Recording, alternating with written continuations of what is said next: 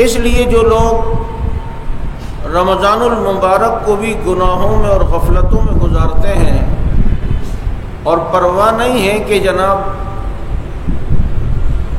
کہ اللہ رب العزت نے کتنی مقدس گھڑیاں دیں اور ان کو میں نافرمانی میں گزاروں، تو مجھے بتائیں پھر اس کے اندر اللہ رب العزت کی پکڑ بھی پھر بہت زیادہ سخت ہے، اور میں نے کہا اجر و ثواب بھی زیادہ ہے۔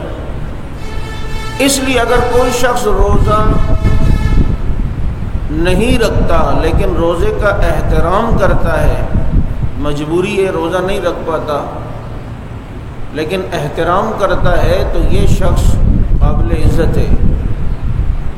اور بڑی بدبختی ان لوگوں کے لیے جو رکھتے بھی نہیں ہیں اور کھلے عام کھاتے ہیں اور پھر اس پہ فخر محسوس کرتے ہیں، اور آج ہمارے پاکستان میں یہ کلچر بنتا جا رہا ہے۔ کسی زمانے میں ابھی ماضی قریب میں اگر کوئی روزہ نہیں رکھتا تھا تو وہ چھپ چھپا کر رہتا تھا، یار کسی کو پتہ نہ چلے۔ اب تو بدبختی کا یہ عالم ہے کہ کھلے عام سگریٹ ہے، کھلے عام ماوے کھا رہا ہے، کھلے عام پان چبا رہا ہے، اور پھر جناب اس پر کسی قسم کی شرمندگی بھی نہیں۔ اور اللہ کے نبی نے فرمایا میری ساری امت کی معافی ہے لیکن اعلانیہ گناہ کرنے والے کی معافی نہیں ہے، کیونکہ یہ اعلانیہ گناہ کرنے والا یہ گناہگار نہیں ہے، یہ باغی ہے، اور باغی کے لیے سزائیں سخت ہوا کرتی ہیں۔ اتنی حیا نہیں ہے کہ جناب اللہ رب العزت نے یہ مقدس مہینہ دیا ہے، اگر نہیں رکھ سکتے تو کم از کم اس کا احترام تو ہو۔ ایک شخص تھا ہندو،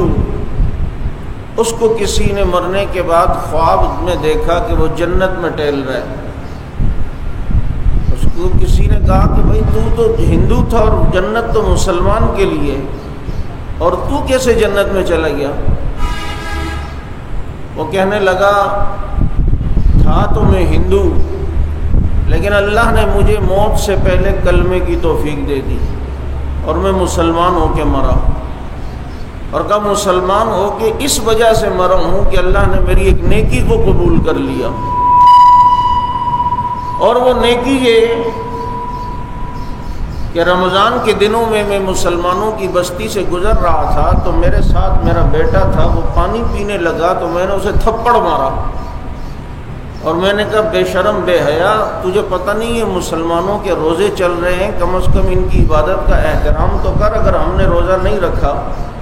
کہا کہ روزے کے اس احترام کرنے کی برکت سے اللہ نے مجھے ایمان کی دولت نصیب فرمائی اور میرا خاتمہ حالت ایمان پر ہوا ہے۔